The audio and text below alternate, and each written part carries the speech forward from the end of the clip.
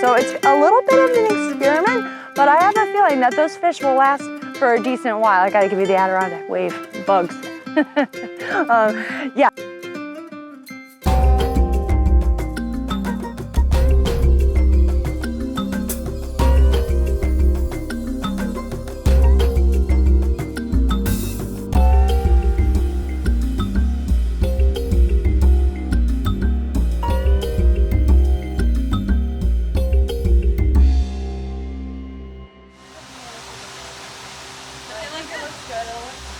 You know, over the years, fish of course do age and do die off, so replenishing the exhibit stock with younger fish is important, but we didn't just remove fish, we actually transferred some of the fish from our lower exhibit up to another exhibit with the same fish. So we moved brook trout from the lower trout pool up into the upper trout stream. So we brought in a bunch of little rainbow trout and they are just beautiful.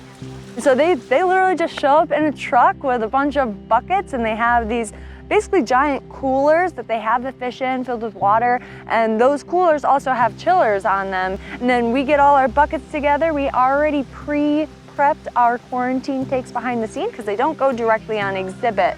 We've got to have a time period, usually about 30 days or a month, to let them kind of rest, get settled in, and make sure that they don't have any sort of ick on them, any sort of diseases, sickness, waiting for them to be cleared health-wise before we put them into the exhibit.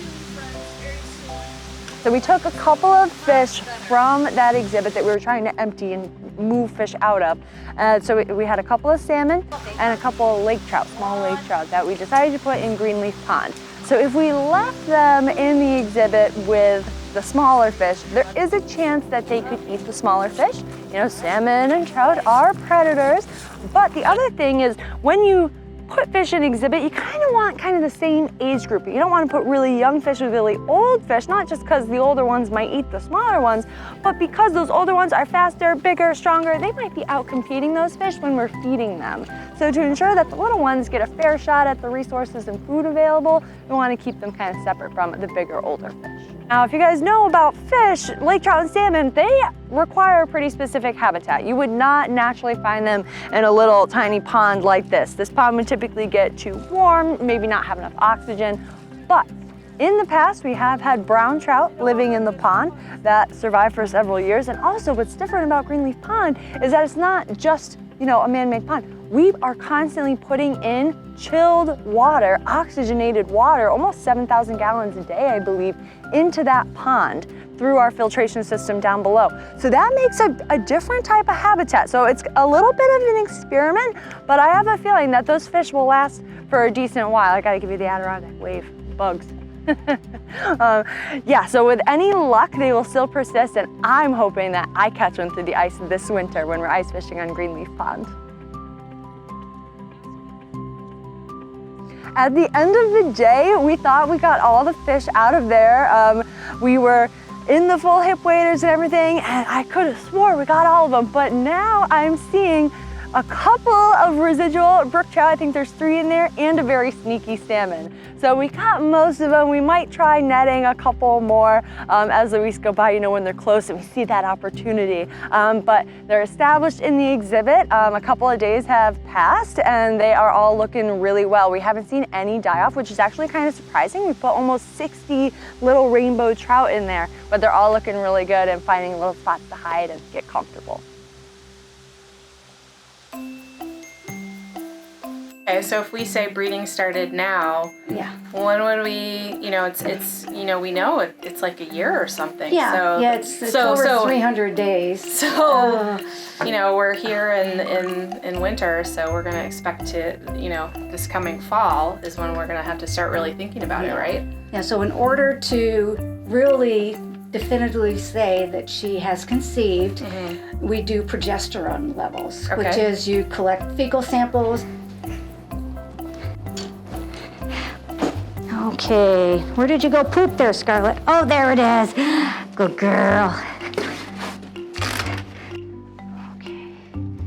Right. and you send them to the University of Oregon, where they have the endocrine lab there. And they're gonna look for hormones. They're going in to look the- for spikes. Okay. So so otters are delayed implanters. Right. You know, they aren't going to implant for a while. Right. And then when they do, you have 60 to 63 days that she's going to probably deliver. So say they had successful breeding. Let's just assume that right now. So it's going to be several months before those embryos actually implant in our uterus. That's what you're correct. saying? Yeah, that's correct. Yeah. And then that's when the spike happens? That's what we're going to be That's looking what for? we're going to have to look for. And we don't have the equipment here to do that. Right. Right. I'll contact the lab Okay. and see what their recommendations are. Yeah. All right. Yeah. And then we just wait and see. So we've sedated Bianca.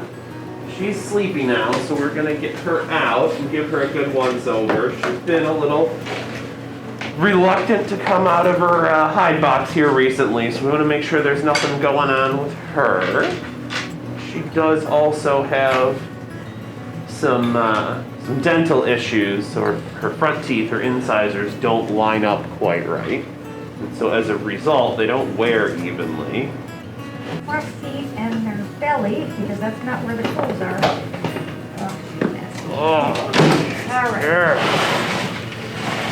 Now, Perfect. okay. Ah, yes, eye lube. Eye lube.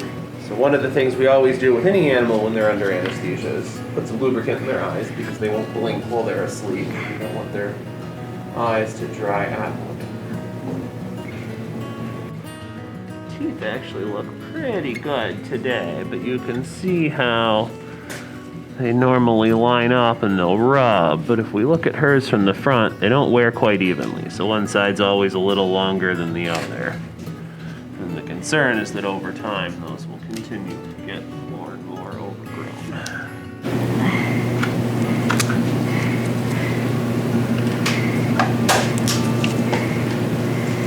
They chew, I see chews on your thumb. right? They rub on each other like that. And so that'll keep them worn down. And because hers don't line up quite perfectly, the concern is that they'll wear unevenly. And if they do that, then eventually they'll start growing into other structures in the skull, like the roof of the mouth. And that obviously would be quite uncomfortable. I'm just feeling they have molars in the back that you can't see without equipment, but I can feel them. So I'm feeling to make sure those are lined up well, and then just looking to make sure that the incisors line up well too. Just making sure everything looks okay in the eyes and ears while we're here. Good.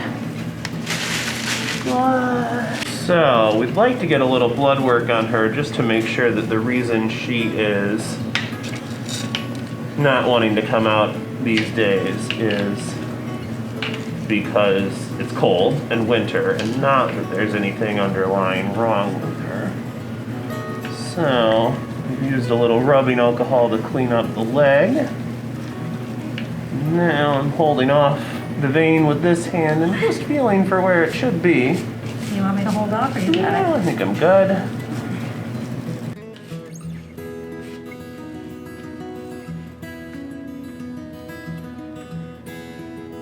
A little over half a cc. Oh, that's pretty good. Should be enough for a chem panel.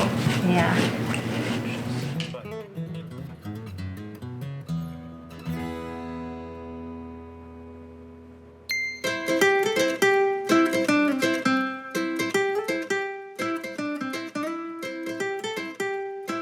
Okay, all right. Hey, Leah. I heard back from Candace at the endocrine lab in Oregon. You ready for this? So she said it's the latest progesterone results for river otter scarlet. She so consistently elevated progesterone levels. Yeah, so that means that yes, that means that her embryos have implanted Well, it could mean that, right? It could mean that. We It don't also necessarily know that because they have that funny says pseudo-pregnancy. pseudo-pregnancy, but this is one data point that says Right. Even if she has a pseudo-pregnancy, her progesterone will show the same, whether she's pregnant or it's a pseudo-pregnancy. something's happening. But you can't tell. Something's happening.